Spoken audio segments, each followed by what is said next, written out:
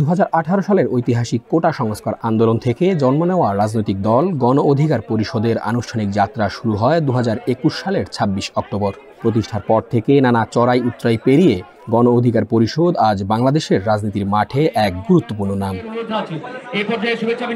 2021 সালে আজকের এই দিনে জন্ম নেওয়া দলটির প্রতিষ্ঠা বার্ষিকী ঘিরে ছিল বড় আয়োজন। 26 অক্টোবর দুপুরে রাজধানীর ডিপ্লোমা ইঞ্জিনিয়ার্স ইনস্টিটিউশনে গণ অধিকার পরিষদের চতুর্থ প্রতিষ্ঠা বার্ষিকী উদযাপনে বক্তব্য দেন দেশের গণ্যমান্য রাজনৈতিক ব্যক্তিবর্গ। আজকে আমরা সবাই ঐক্যবদ্ধভাবে আমরা জাতীয় সনদ সই করেছি এবং সনদ সই করার পরে এখন আমাদের বাকি কাজ যেটা আছে আগামী নির্বাচনকে সকলে ঐক্যবদ্ধভাবে অংশগ্রহণের মাধ্যমে বাংলাদেশে একটি গণতান্ত্রিক অর্ডার ফিরিয়ে আনতে হবে। এখন রাস্তার আন্দোলন নয়, এখন আন্দোলন হচ্ছে জনগণের কাছে আমাদেরকে যেতে হবে। আমরা সাংঘর্ষিক রাজনীতির দিকে যেতে পারবো না, আমরা হিংসাপরায়ণ রাজনীতির দিকে যেতে পারবো না। আমরা পরস্পরের সাথে সম্পর্ক নষ্ট করে রাজনীতি করে যদি যাই আবার সেই পুরনো কালচার আমাকে ফিরে যাবে। জামায়াতের সেক্রেটারি জেনারেল গোলাম পরোয়ার বলেন, ভিন্ন মত থাকলেও জাতীয় স্বার্থে রাজনৈতিক দলগুলোকে ঐক্যবদ্ধ থাকতে হবে। জাতীয় নির্বাচনের যে অভিযাত্রা শুরু হয়েছে তা এগিয়ে নিতে হবে। জাতীয় নির্বাচনের যে অভিযাত্রা শুরু হয়েছে সেই অভিযাত্রা যেন আবার ক্ষতিগ্রস্ত না হয়, সেজন্য মহান জাতীয় ঐক্যের যে দৃষ্টিভঙ্গিতে জুলাইয়ের যে চেতনা আমরা ধারণ করেছি সেই চেতনাও যেন আমরা ধারণ করতে পারি। অনেক পরাশক্তি দেশে এবং ভিতরের নানান এজেন্সি ক্রিয়াশীল হবে। ফ্যাসিবাদমুক্ত বাংলাদেশে একটি সুষ্ঠু গণতান্ত্রিক পরিবেশ, একটি নতুন বাংলাদেশ, একটি মানবিক বাংলাদেশ বিনির্মাণের পথে অনেক বাধা আমাদের আসবে।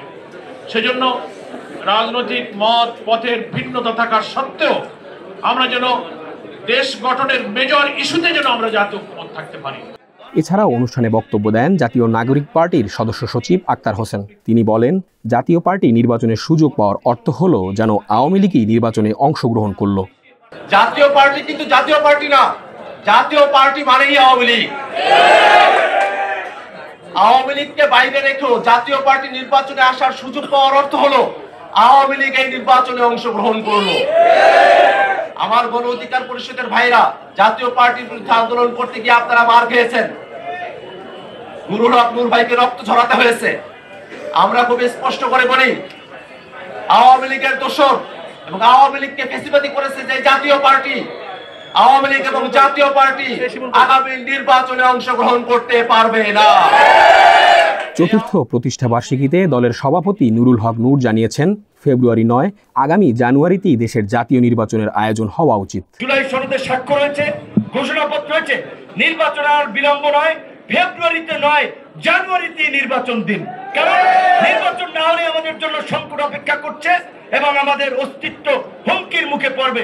তাই আমাদের পরিষ্কার কথা, নির্বাচন যত দ্রুত সরকার করতে পারে আমরা তত দ্রুত নির্বাচন চাই। কিন্তু একই সাথে রাজনৈতিক দলগুলোকে একটা কথা স্মরণ করিয়ে দিতে চাই, নির্বাচন আগামীতে কেমন হবে সরকার এবং আইন শৃঙ্খলা বাহিনীর চেয়ে রাজনৈতিক দলগুলোর আচরণের উপর নির্ভর করে, রাজনৈতিক দলের নেতৃত্বের ভূমিকার উপর নির্ভর করে নির্বাচন কি সংঘাত সহিংসতা মুক্ত হবে নাকি সংঘাত সহিংসতার মধ্য দিয়ে একটি বিতর্কিত নির্বাচন হবে।